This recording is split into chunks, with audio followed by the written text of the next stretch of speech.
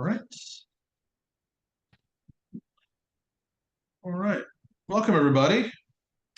Thanks for joining us. We're going to get started here in a few minutes. Just want to let everybody in. Another packed Thursday for us. I think we had a little over 200 schools registered for today, so I want to make sure everybody gets in. And we'll probably get started here in a few minutes. One thing I need to know from everybody is the chat feature working finally? Last time we did the webinar, the chat feature was not working. So I'm going to type in the chat, is this working for everyone? And I went into the settings. I made sure it was working. Works for me. Okay, Melissa. Okay, thank you. Great. That's a good start. All right. No more lack of chat because I wanted to make it a little bit interactive. I know obviously we're behind the keyboards, our videos aren't on, but we'll ask some questions here. So those that responded, appreciate it. Awesome. See a lot of old friends. Greetings to all of you who I've worked with over the years. Glad you're here. I must say I'm hot and sweaty. We have just made the move back to Maryland, and the movers came yesterday, and the horses just arrived a few minutes ago. And until 5 minutes ago, I was out with a crazy mule at the end of a rope, just trying to keep her from running into downtown La Plata, Maryland. Anyway, we've got a great show for you today, and I hope you find it useful. And please respond often to the chat. Love to have your questions and your comments and so forth. It's 2 minutes after. Clint, you ready to get going?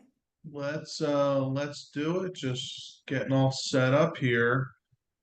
So let's start this way. Let's start with some logistics as we normally do here for our Thursday webinar. So again, posting these webinars every single Thursday. Make sure you're keeping your eye on your email. We're having new topics every single week.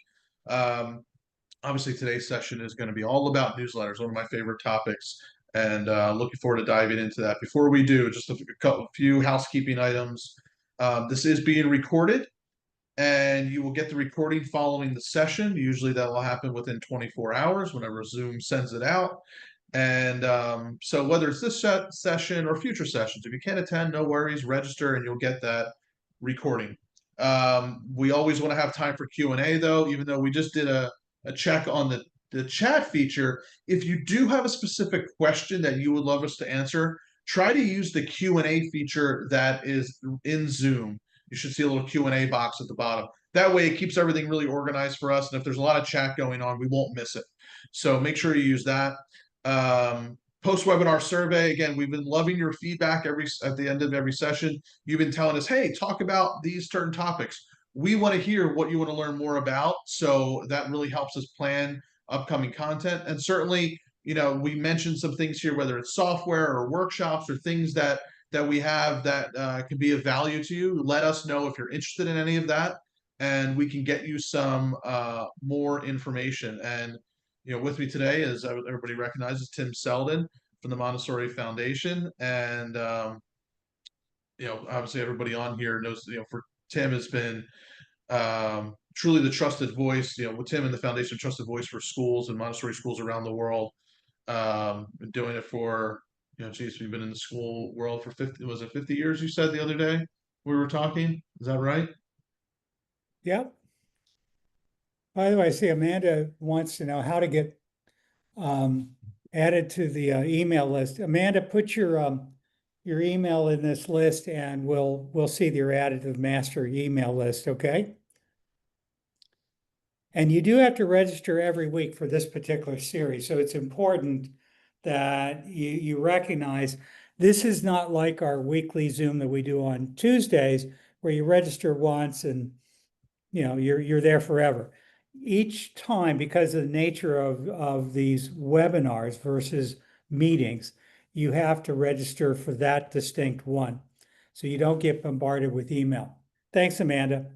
I see Felissa. Hi, Felissa McFall. It's good to see you. All right, so we want to start on time, end on time. We're starting a few minutes late. Frankly, we always will because of the logistics, as Clint said. The Montessori Foundation is an independent nonprofit school consulting group. Uh, we were founded because we felt that Montessori schools were different, and there were a lot of schools that were different from the typical National Association of Independent school, whether they're parochial or small independent or preschool, and we want to serve them all. We specialize in Montessori. My family got involved in Montessori back in 1932 at the Barry School. I met Clint about a year, almost 2 years ago now, and frankly, he blew me away. My family comes from a collection of lawyers and psychiatrists and doctors and school educators and advertising agents. And we come from a family that really believes in the importance of aggressively marketing your school, not to convince someone that they need what they don't want, but rather to make sure that they know you exist, that they know your unique selling points, that when they're looking for a school like yours, or when someone they meet is looking for a school like yours, they know one, that you're there, what makes you unique, what makes you valuable. And as I often say, when you get married, that's the beginning of the work. So when someone comes to your school, that's just the first step in the dance, which is why this particular week's webcast is one small building block in the bigger wall of all the different things you need to do to make a strong school community where families stay, when they bring their grandchildren, their children, their friends, and you really have an easy life. It should be easy to run your school. It should be easy to recruit great teachers. All of that comes from clarity. Clarity is the key to success, right, Clint? When there's confusion, people do not take action. So that's the name of the game. And the messaging is so important. And I think the newsletter and the concept of the newsletter applies so many of those factors: the messaging, the clarity, who you are, while you're different. And I'm excited to dive into this because let me ask this question real quick as we get kicked off. Let's do this. Type in, use the chat feature, not the Q&A. Use the chat feature. Um, Type in a one if you have a school newsletter. Type in a two if you don't. Very interested to see who's got a newsletter. A lot of ones, a lot of ones, couple twos, couple twos, a lot of ones. Now let me ask a follow-up question. So it looks like for my glance at all the ones and twos, I'm going to say about 80% have one, 20% do not. Now, type in if you have a newsletter for just your current families or for prospective and current families. So say current or both.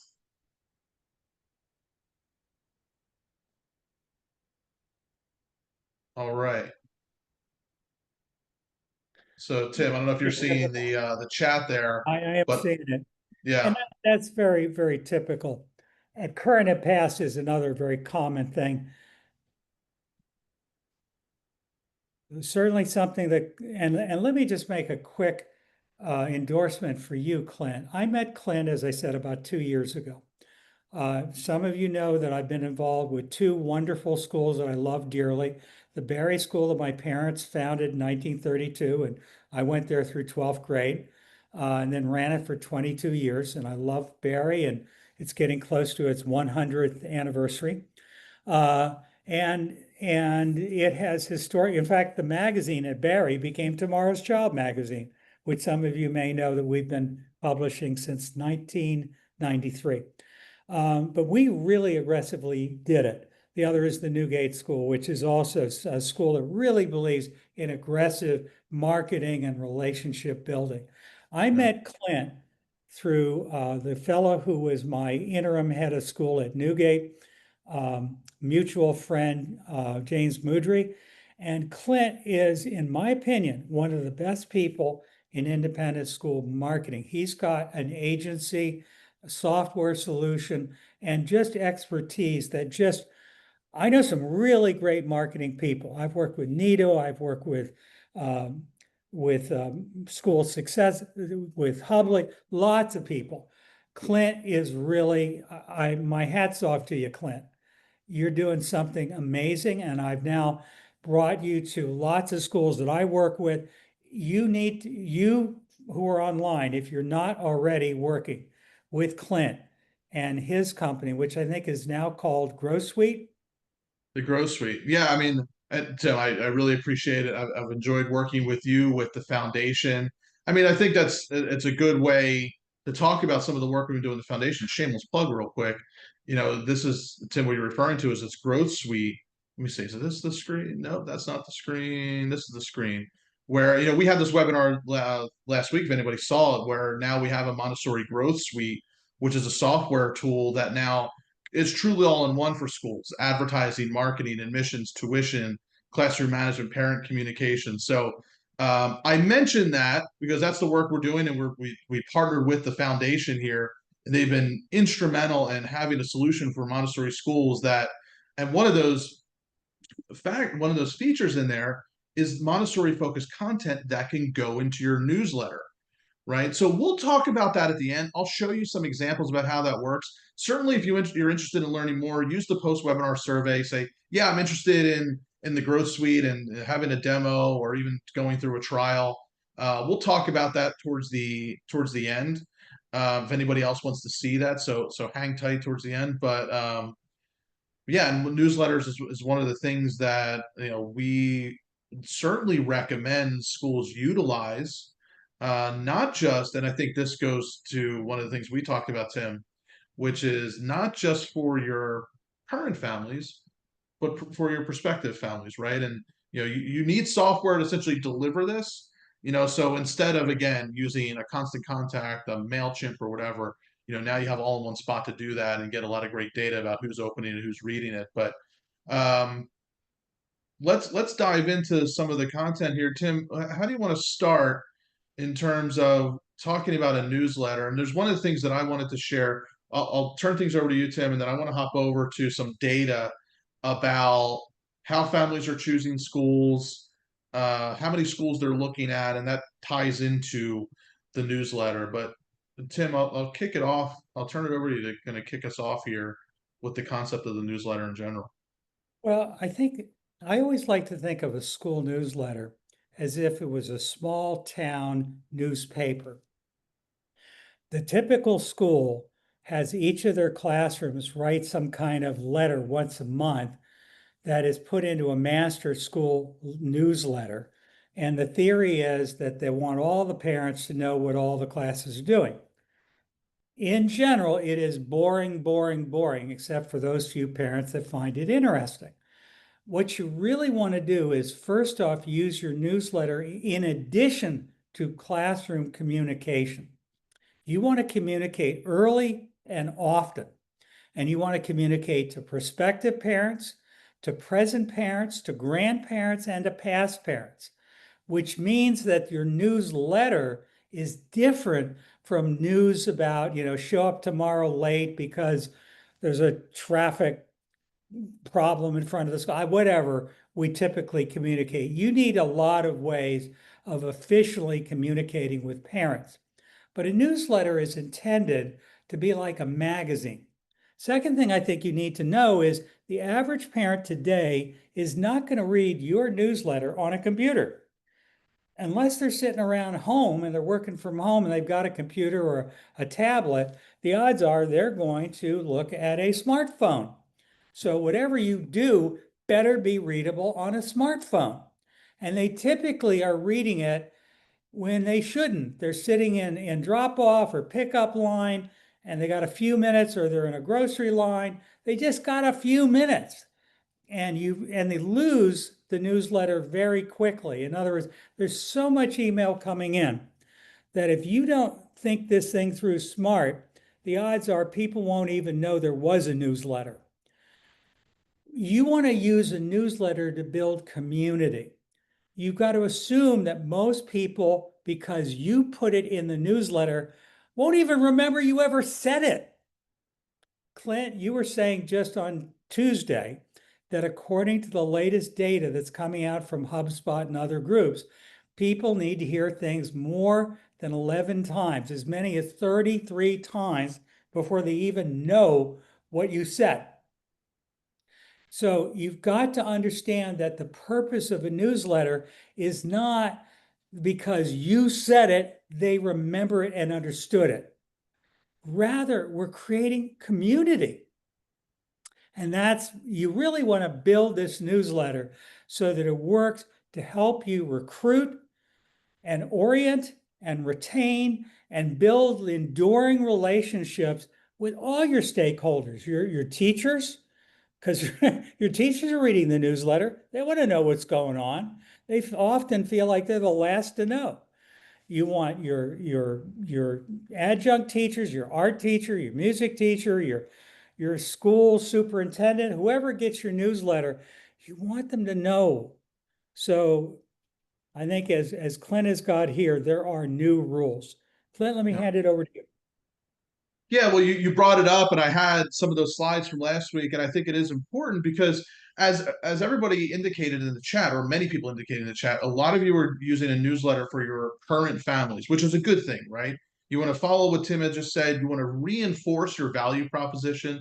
That's such a huge factor to retention, which is your family signed up to go to your school for a reason.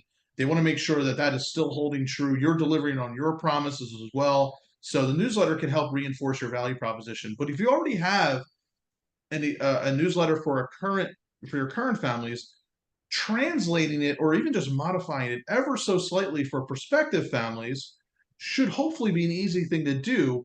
And I want to talk a little bit about why that's important, especially for prospective families. And then what we'll do is we'll work our way into some examples and what could be a good outline for what should be in a newsletter, how to source material for that newsletter, because yes, there's elements of, hey, what's happening today, which that can always feel like, oh, I got to get in what's happening today. You always feel like you're flying by the seat of your pants. I hear that a lot, especially with social media. But then what we can also do, and I'm jumping ahead a little bit, but is thinking about evergreen content. What's stuff that you can add into there that it doesn't matter whether that newsletter was going out in July or November or February, right? Really great content that current and prospective families can read and will be that they'll find extremely valuable. So we'll talk about that here as we go into some examples. But I do want to go into, especially if, in this, while I was thinking about it, I was thinking about what we talked about in last week's webinar, which is the Montessori family journey, which give me some ones and twos one more time. Type in a one if you saw me present this last week, and type in a two if you haven't. Okay. All right. There's enough twos. Okay. I did. If I got a bunch of ones, I was going to say, hey, I mean, we'll skim through this, but a lot of people putting in two, so you may not have seen this yet. So let me go through this briefly, because it lends itself to why something like a newsletter is so important. And that is this family journey. What are the decision milestones or the channels that are impacting families' decisions about where to choose a school?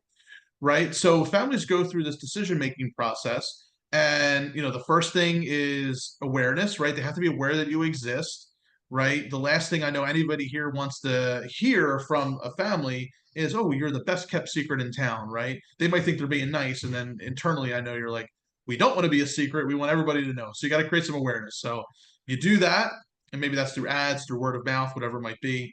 And then can you be found when somebody goes to Google? Because one of the things that we know from data is that 27% of all school searches happen on Google. So can you be found when they're typing in best private schools, Montessori schools near me, whatever it might be? And then there's the reputation.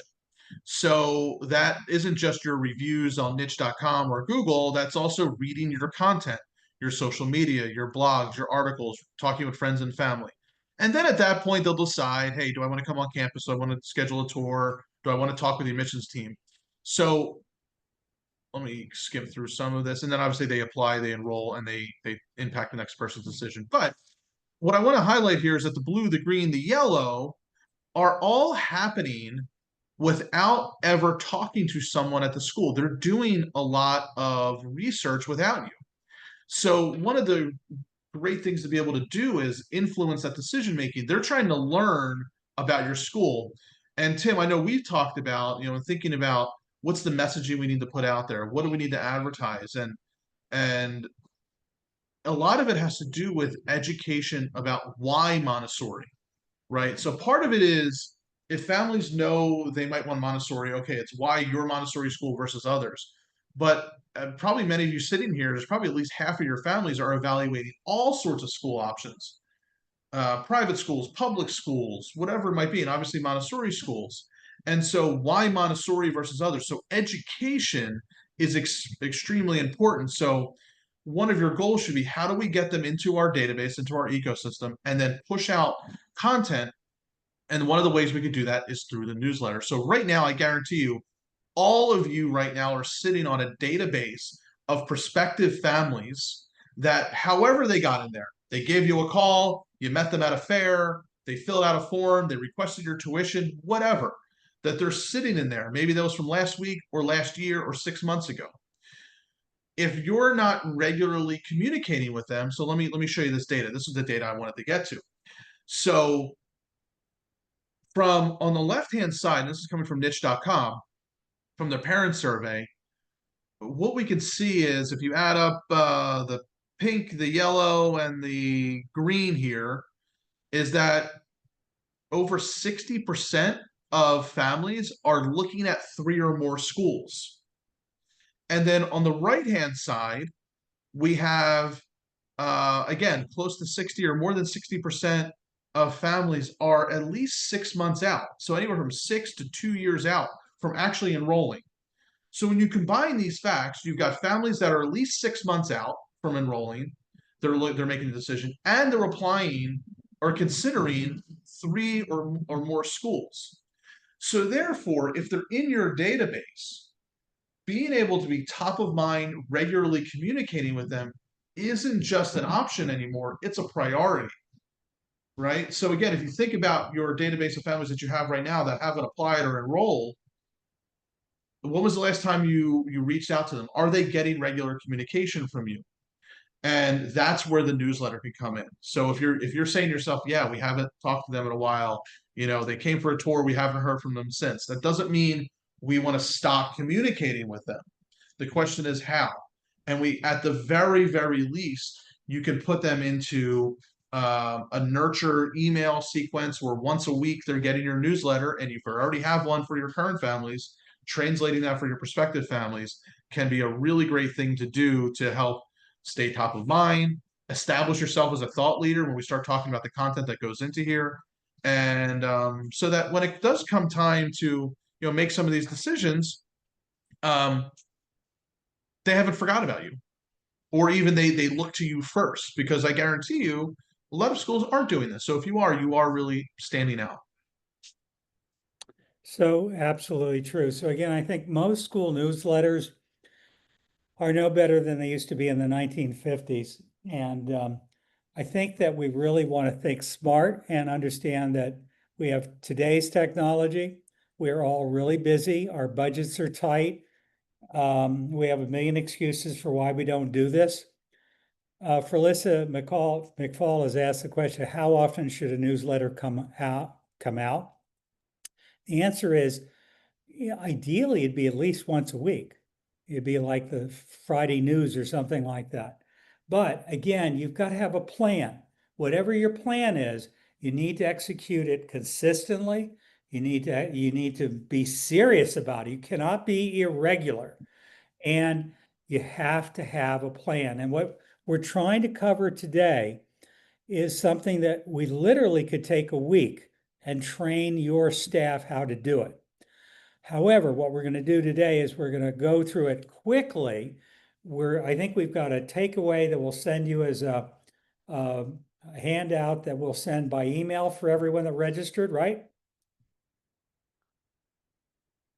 Yep. Sorry, I wasn't I was muted. Yeah, we have a document we'll put together. You'll get in the follow up. Just gives a nice outline for what a newsletter could be. You don't have to follow this exactly, but if it can give you some inspiration for what to include if you're not already, I think it'll be helpful. I see Stephanie McReynolds has put in to the questions, Tim, but I'm not sure. Is there something else, Stephanie? I just see the word Tim. But please put it in. I've got an anonymous attendee. We have a network of Montessori schools Would you recommend a network-wide newsletter? And the answer probably is yes, I think it would. And yeah, I'd probably do that weekly because your network is presumably a brand. Now, if you've got 6 schools under one ownership, and each school has a very different population and a very different character, culture, then I would say each individual school should be sold as a unique entity. However, if you're trying to create a brand consciousness like 7-Eleven or Starbucks, remember, Montessori is a lifestyle product. I don't care if you're a Montessori school or an independent school or a faith-based school, we're all involved in the creation of communities. People choose us voluntarily, we choose them, they choose us, and it's all about relationships. So what we're trying to do is help people figure out who are we and what are we really, really, really doing all day with their kids. And that for some people, that means what lesson did you give them and how well did they do? But it's usually more than that. They don't want granular, worksheets, although some people do want worksheets. Yeah, and again, to follow up, I know there's a question about would you recommend doing that weekly, Tim, which is what you mentioned. I just want to kind of address a question or objection that I hear a lot, like, "Ooh, isn't that too much? Aren't families getting a lot of emails? What if they don't like it? Whatever." Because of the fact that we're all inundated with so many emails, is exactly the reason why you should actually email frequently. Like if you feel like weekly is frequently, maybe you have a monthly newsletter, you're going to get forgotten about. At the very, very least, have it go out weekly. Um, and so, look, if somebody doesn't want it, they'll unsubscribe. I've never ever really seen any school have major unsubscribe issues. As long as you're producing good, valuable content, that's the name of the game. So nobody mentioned it, but I figured I would head it off of, hey, isn't that too much? Once a week, and no. Now you might be saying, hey, maybe it's too much internally, but I think we'll talk a little bit about that, about how to create this so that it doesn't become burdensome, because it is vitally important. And we talked about that data, that we have this regular communication with families. So how do we do it where we don't feel like, oh, I gotta do the newsletter this week, and we're spending extra time doing it. Before we do the slide that you've just put up on the screen, let me say one other thing. I don't care if you're running a Montessori school or a faith-based school or a public Montessori school, a charter school, I don't care. Children are very difficult to replace. It is much more important to try to work to first off make sure, even if every year you have a flood of people trying to get into your school and you're feeling fat and sassy and cocky, don't take it for granted. All it takes is one new school to open up, or one bad newspaper article about your school, or some disgruntled parent. All kinds of things can happen. You need to work to make sure that the phone is always ringing, that people are always aware of you, interested in you, recommending you. You want to have far more people trying to get into your school than you have capacity for. That's number one. Number two, you want to keep your children in your school as long as possible, because at least at preschool and elementary, for the most part, the parent's making the decision, not the child. There are some 2-year-olds that say, I don't like it at school, and the parent withdraws. But for the most part, the parent is going to make the decision. You need to develop a relationship with the parent. That's what these newsletters are all about. The third thing is, in parents' minds, again, I don't care if you're a Montessori school, parochial school, a Christian school, a Jewish, I don't care. The typical parent looks at you and says, why do we have our kid at that school, especially if there's any money involved, or they're having to drive across town to go to a charter school or a school of choice? People ask, why not just go to the school that's free or the most convenient? They just question, isn't there something better? There's a brand new school of the arts, or a STEM school, or a school for the gifted. Something is always coming along that sounds new, better, and different. One of the things we're trying to do is create relationship, engagement, identity. We are a lifestyle service. So, school newsletters are not going to do it alone. But one more thing, when you start saying, I don't have time, I don't have time, what's a kid worth to you? Olivia Travis is on the line. She's a public Montessori school. Olivia, are you always full every single year, every single child in that entire building full? The odds are not every child, every space is filled every year. Every child, whether you're public, whether you're charter, or whether you're tuition funded, or a combination thereof, is worth thousands and thousands and thousands of dollars.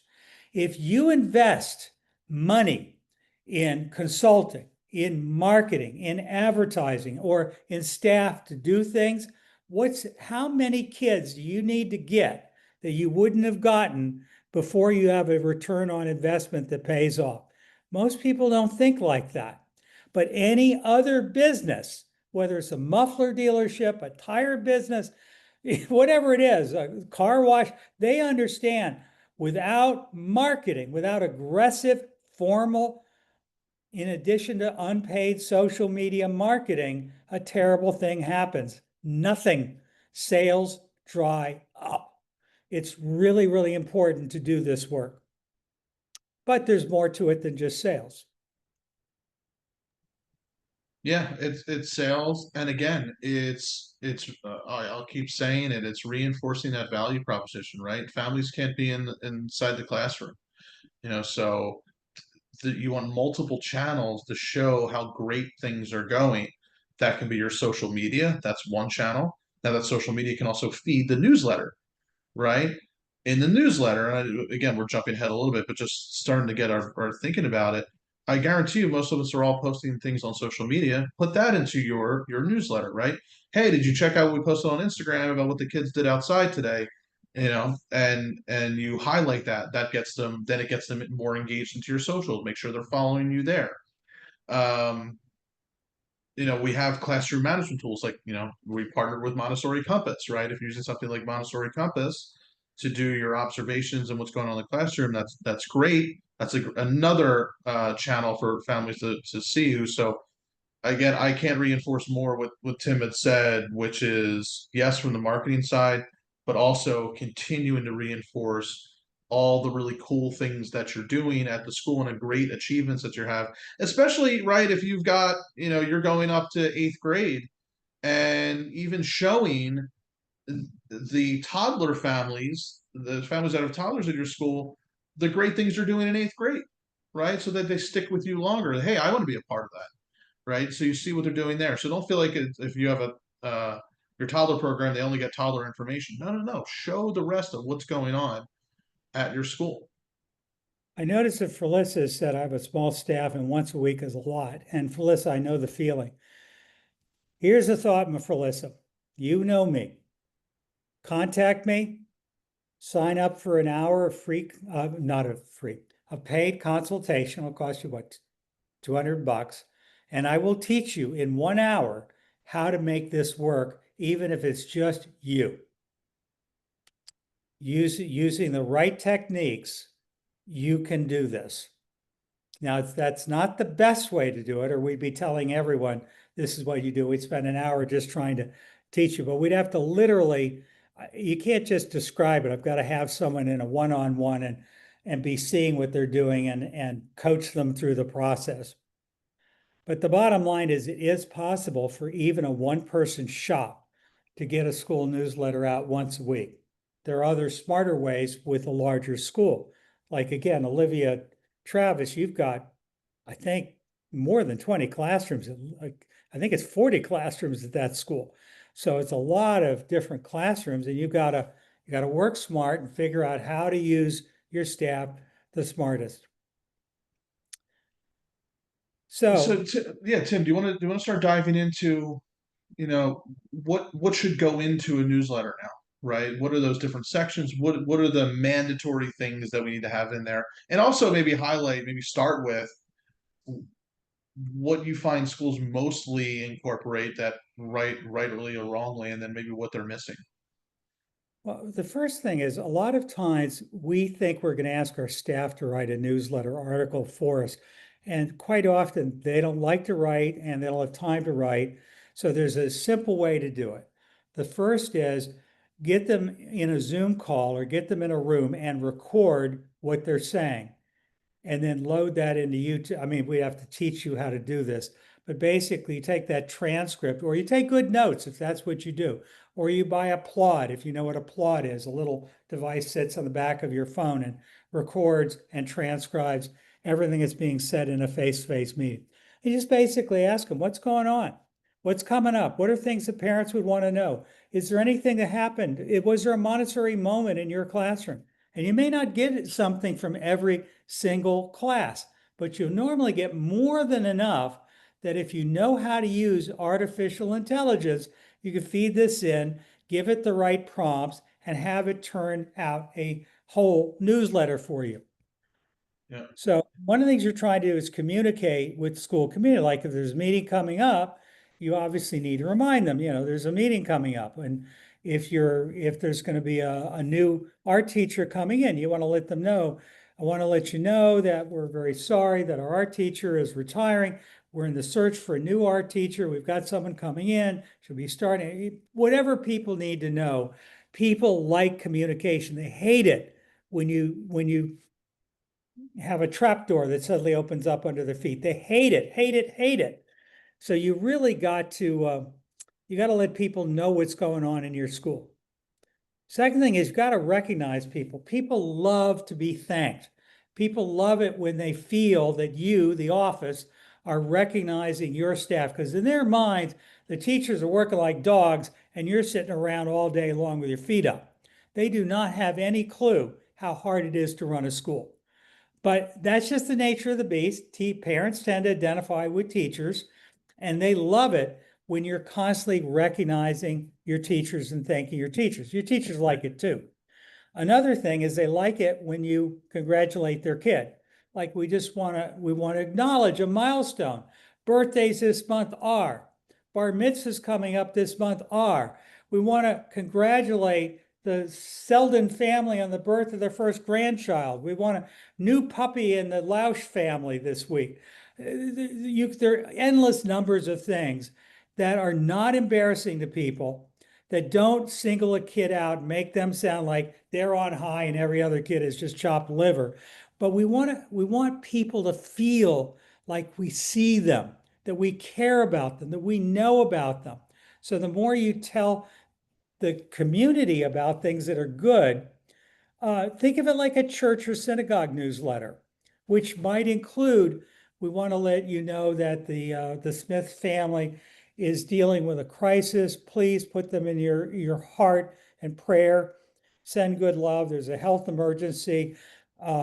Those of us who can are sending food baskets, whatever you can do. Think of it as if your school was a small town community newspaper or a small church or synagogue or faith-based group.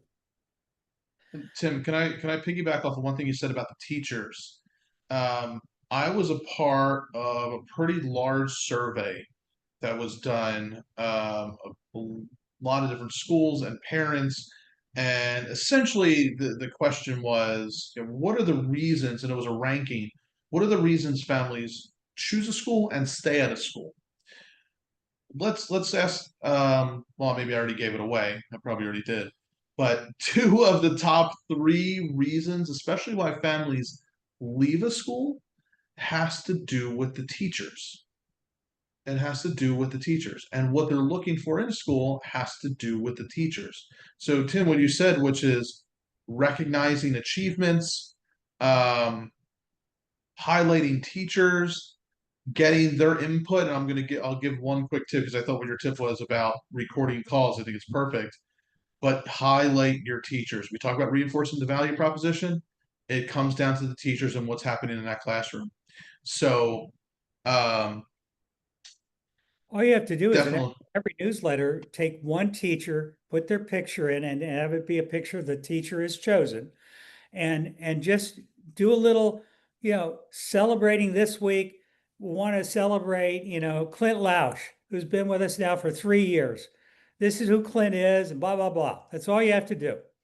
And you can just do a little interview of Clint. You really need to get yourself a Plod or other recording device to work smart so that you don't have to remember and sit there late at night when you're exhausted trying to get what you need into writing.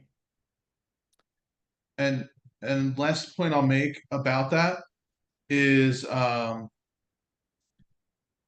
if you want to get um, if you want to get information from your teachers, so when I say information, I agree wholeheartedly that teachers are not going to um, teachers are not going to write a blog post.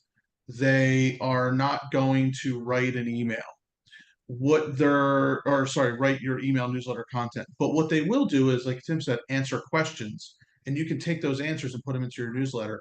One of the things I even said, I think about doing, which is send them an email saying, "Hey, what's the your favorite thing that you're doing in your classroom this week?" Send that to 5 different teachers. Let them just write back a paragraph, and then you can combine those into a newsletter. You could take pieces of them. So I call that crowdsourcing your content. So without putting the burden on somebody else to write your stuff, you just ask them a question, let them answer, and that's a really great way to start getting that content together. Clint, can I just take a moment and just ask people to, on a scale of 1 to 10, are you finding what we're giving you right now useful? If you're finding it really useful, put in 10 or something like that. And if you think this is a waste of time and you haven't signed off, give us a minus number.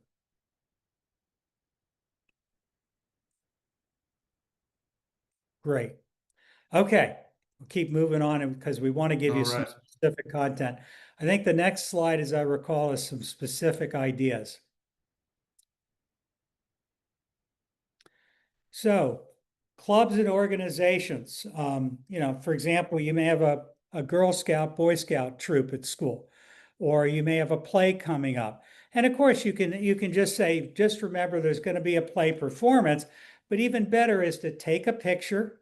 And again, you may have a situation where your parents don't want their kids' pictures shared in a newsletter, especially one that might go out to the general public. So one way to do it is you take pictures of the kids from behind, and you could show the teacher working with a group of kids on a play, and all you see is the kids' heads from behind, and it's basically used to illustrate it. Or learn how to use Midjourney or things like that to create an artificial intelligence generated picture if you're afraid to have a picture of real kids.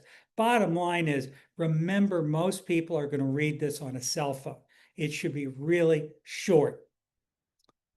And Clint, one of the things I appreciate about your service is, in addition to making the phone ring, you've got all kinds of templates and information for Montessori schools and other schools. I mean, you've got the Montessori Grow Suite, which works for Montessori schools. You also have Grow Suite that works for any school, public, private, whatever.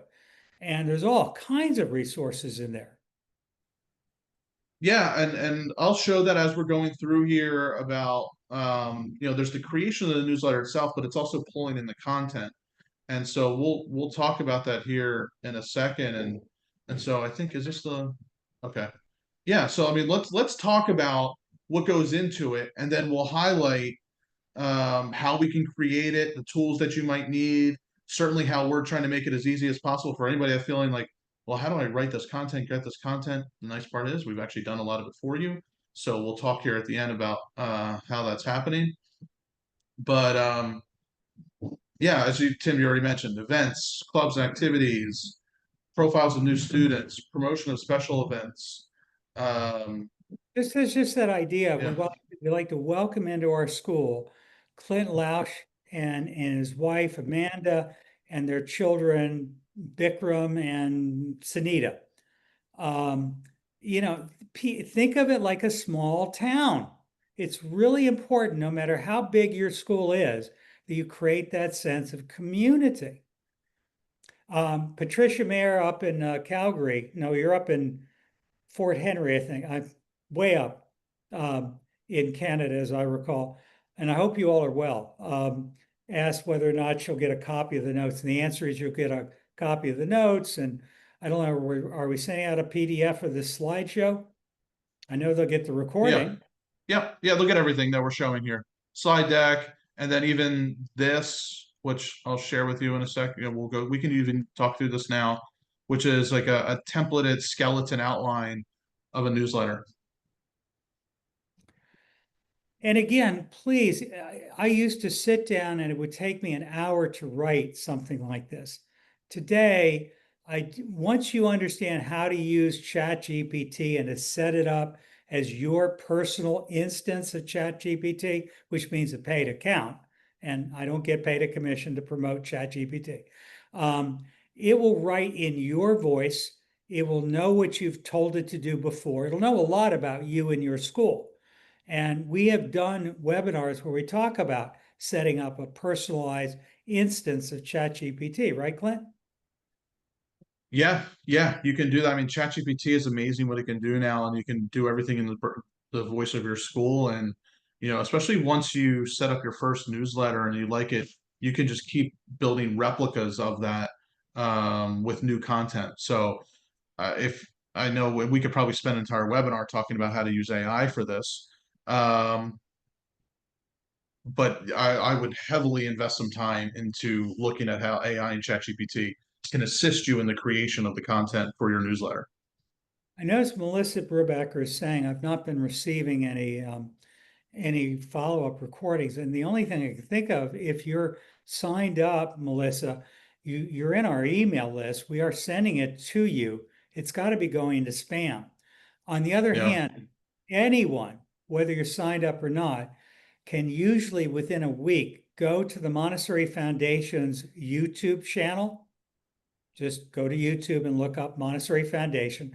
And there's probably 100 Montessori Foundations these days. We are the original Montessori Foundation, but who knows? The bottom line is we have a playlist for this particular webcast, which is called Independent School Leadership Forum. And then we have another one for our Tuesday webcast called Finding the Perfect Match. Yeah. Anyway, bottom line is we'll, pay, Melissa, if you work with us, I'm going to put my email in the chat. Feel free to contact me, or you can contact info@montessori.org. This is my personal email. And we'll try to figure out what's going on. You sure should be receiving it. All right. Yeah, and it comes out from Zoom automatically. So I'll double check that that's happening, but it certainly should be happening. Um, all right. So here, let me just talk through real quick about an example of what a newsletter can look like. Again, use this for inspiration. You don't have to copy it. And then I'll show you kind of how we built this inside the software, and that's pre-done for you. Um, so maybe a note from the head of school, right? Maybe highlighting something important that happened that week. Montessori in action. Maybe there's a feature story. What happened in particular in the classroom? Obviously, images, photos, videos, linking over to social media. Do that as much as possible. Montessori moment. Why we do it this way. So this starts getting into, again, why Montessori. That again is for current families. Here's why we're doing it this way, right? As the title suggests, but also prospective families and talking about, oh, I get it now. Now, because prospective families need education. They need education about why Montessori and why your Montessori school. So you want to highlight that as much as possible. Inside the classroom, so you give a sneak peek of the different classrooms. Again, please don't think that like you have to segment your audience where toddlers only get the toddler information, upper elementary only gets the upper elementary. It definitely applies more to the toddler, but it's really good for everybody to see what's going on in the school. And frankly, it'll save you some time. You don't have to segment. Put it all in there. Community spotlight. So again, this could be highlighting a teacher, highlighting an alumni, highlighting a current student, highlighting a family member who's maybe volunteering and doing a lot of work, whatever it might be. Upcoming events, we already talked about that. These are just some examples. An apparent resource center. So this is where things like a blog can come in handy, right? So I can't emphasize enough the importance of educational content that answers the questions that are going on in parents' minds. So that's your goal when you're writing some articles, okay? Um, and again, stay connected, right? Maybe you solicit information. Do you have a great story or something that's going on or something they did at home that you would love to highlight? Maybe they learned in the classroom, they applied at home. Um, Forward this to a friend, right? You can do things like that, and then obviously restating your mission, right? Constantly restating your mission. So now let's apply that. And Tim, before I show some examples here, anything you want to highlight here? Anything I missed or any There, there, there, questions? there's so much we can do. The bottom line is anything that those of you who are online do, in addition to what you've been doing in the past, you're going to be moving the ball down the soccer field, if you will. In other words, you'll be making progress. If you keep one more child for one more year, or if your families feel just that much more heard, seen, appreciated, if your teachers feel just a little bit more appreciated, acknowledged, thanked, your investment pays great dividends. Let's look at an example, Clint. Yeah, and there was a question here about how to do this without having too much information. I'm going to share a couple tips on how to do that. So what we're looking at here. So let me share something with you. This is our software, the Montessori Growth Suite, and the Growth Suite for non-Montessori schools. And in it, you have a full email marketing platform where, again, you can send out newsletters. You can send out anything you want, but we have a newsletter template in here. And the other really cool thing is that we preload this and load this every single month with blog content. So let me show you, and I'll show you this how this plays into a newsletter. So we have the Montessori blog. So if you utilize our software, Tim and the foundation are loading this in with Montessori focused content that you can completely brand and use on your own, right? But this is all for you. So you get this content. It's all written. It's all done. Feel free to put it on your website or put it into your newsletter. So we're giving you a lot of that thought leadership content already. Obviously, we're not giving you what's going on in your school, but we're giving you a lot of that thought leadership content. And then when you go into your newsletter, so let's go into our templates, school newsletter. Please ignore the branding. Just use some generic branding here. But this is, again, how it should look, how it should feel. Very simple, very clean, broken out into those sections that we had just highlighted. But I do want to highlight something here, which is, okay, how do we make sure that this doesn't get too long? So there's a lot of ways to do it, but here's the first way to think about, did my newsletter get too long? Do a test using a Gmail address. Send yourself a newsletter and then open it up inside Gmail. Because I just dealt with this with a school. I don't know if anybody knows this, but inside Gmail, if your email gets too long, it will cut off your email. And at the bottom, it will say, your message has been clipped. Click here to see the full email.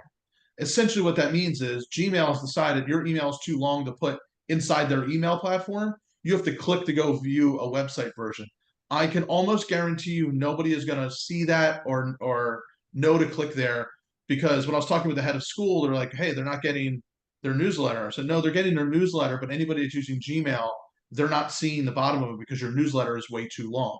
So that can be almost a good way to determine, is my newsletter too long with too much information? The second thing is look at your data.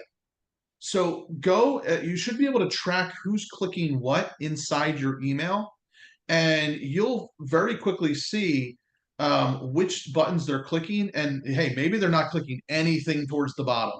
They are just not making it through the bottom. Okay, start trimming it down, right? Based upon where you're getting the most clicks. Or maybe there's stuff in the middle, but hey, there's stuff at the bottom that's really great. Okay, move that up.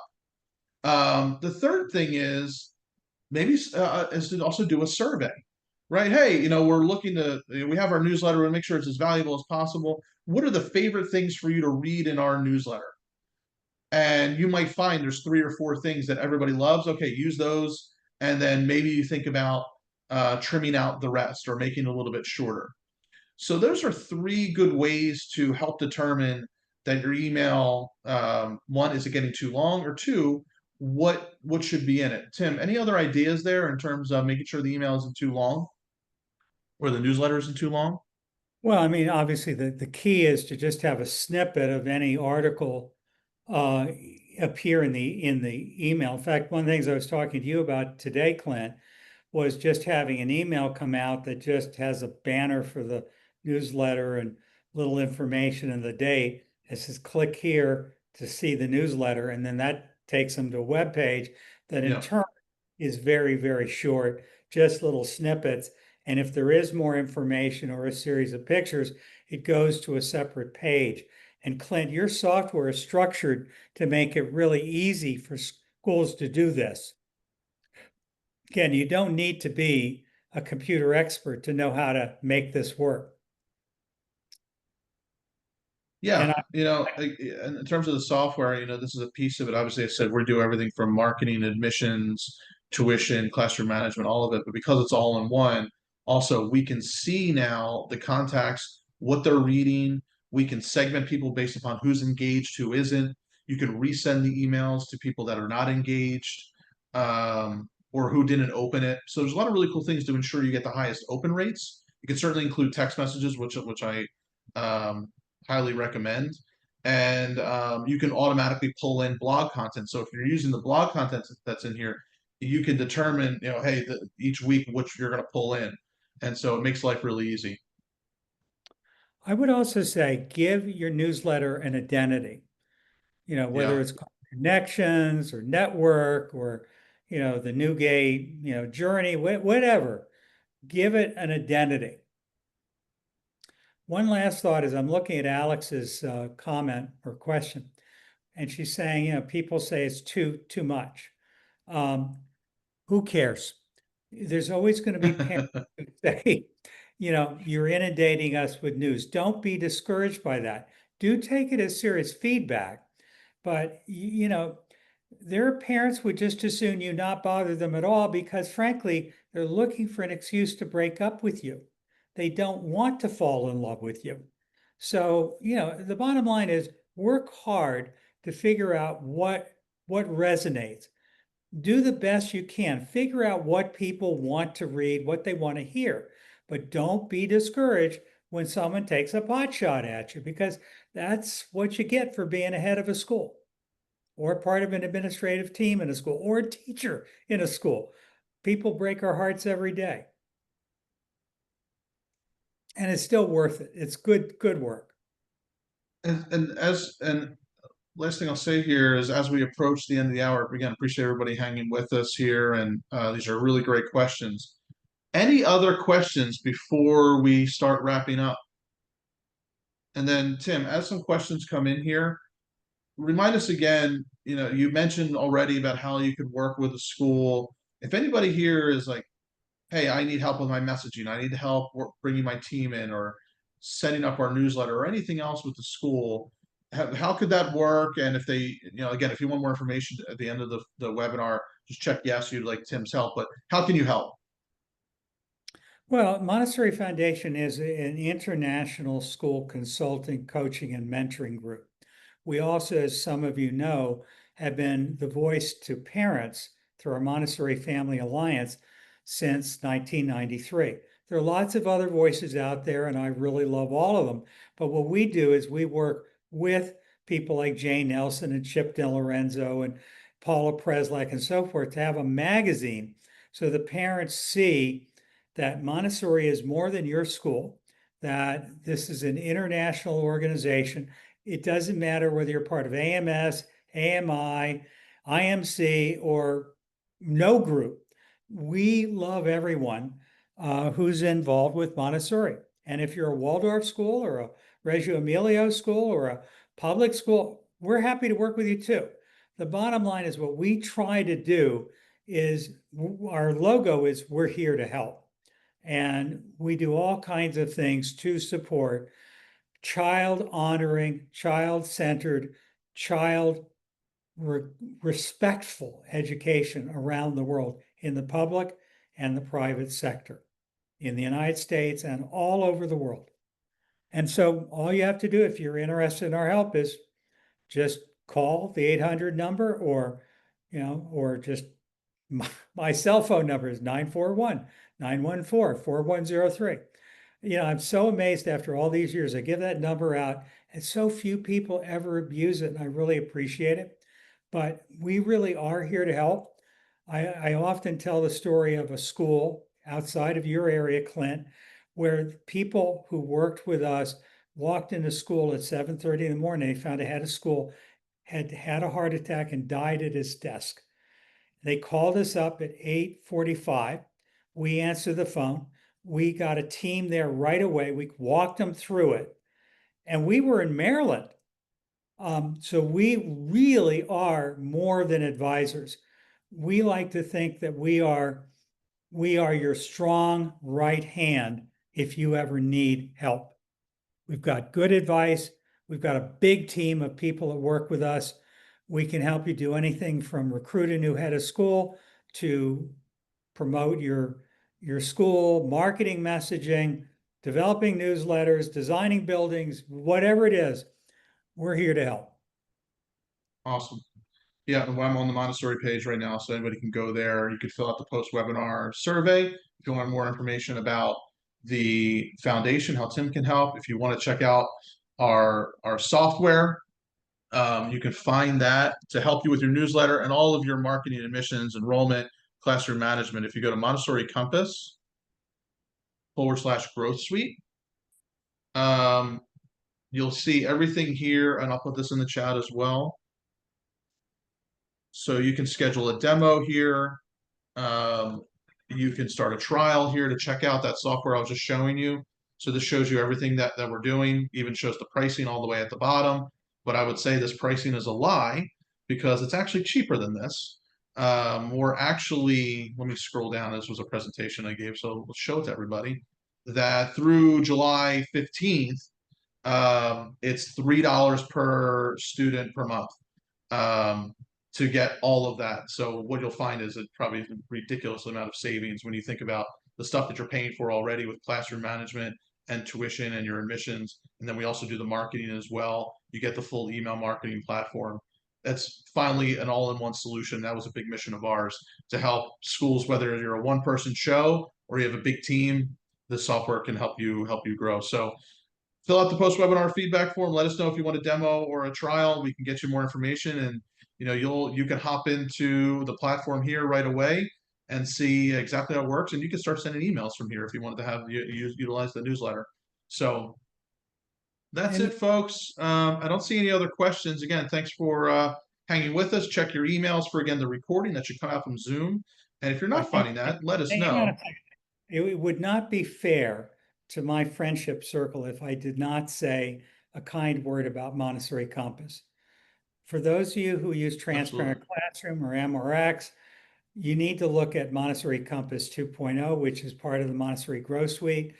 I love Montessori Compass for so many reasons, but I've been nagging my friend Rob and Anita Amos to completely update the software to make it much more user-friendly and contemporary. And I know about software development. My son Mark is a software developer. He keeps reminding me how many hundreds and hundreds of thousands it takes every time MRX or anyone like you, Clint, updates software to give it a new look or a new feature.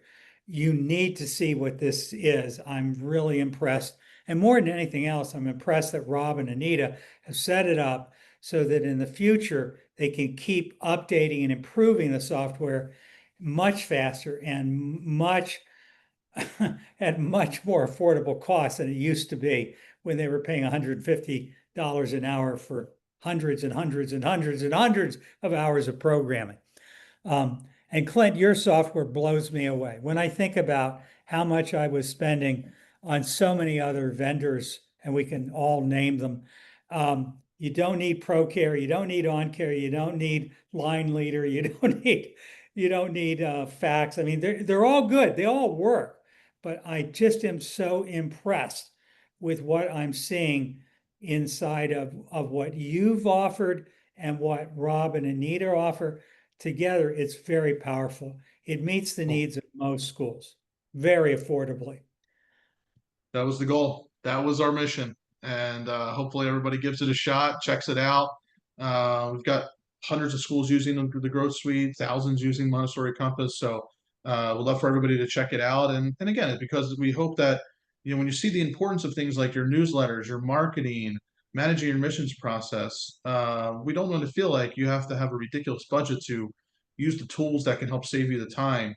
It was a big mission of ours to do this at the most affordable rate possible and finally give you an all-in-one. Other people talk about all-in-one, but nobody actually has an all-in-one until now, and we're really proud of that. And again, hopefully you'll all kind of check us out, give it a ride, and start using it. Well, we'll see you all next week. Um, so glad you All right. came. Oh, I'm glad you were finally able to hear. It's good to hear from you, my friend. Megan, thank you so much for joining. I really appreciate you. Thanks, Debbie. Thanks, Debbie. Bottom line is, we do another one of these things where it really is the classic Zoom meeting on Tuesdays at 1 o'clock Eastern time in the United States. And what we're trying to do, and for those of you that are confused, the Montessori Foundation lovingly sent the IMC out of the house. We said, you're now 20 years old, you need to move out. They are setting up their own website. We love them dearly. We partner with them, but they are no longer under our umbrella. We are all good friends, but we are also good friends with AMI and AMS and Montessori Europe and you name it. Bottom line is, we're here to help. We keep looking around the world at things that will help independent schools. We know there are lots of good people doing lots of good things, and we're just going to tell it to you as it is. We'll see you next week. Take care, everybody. Bye.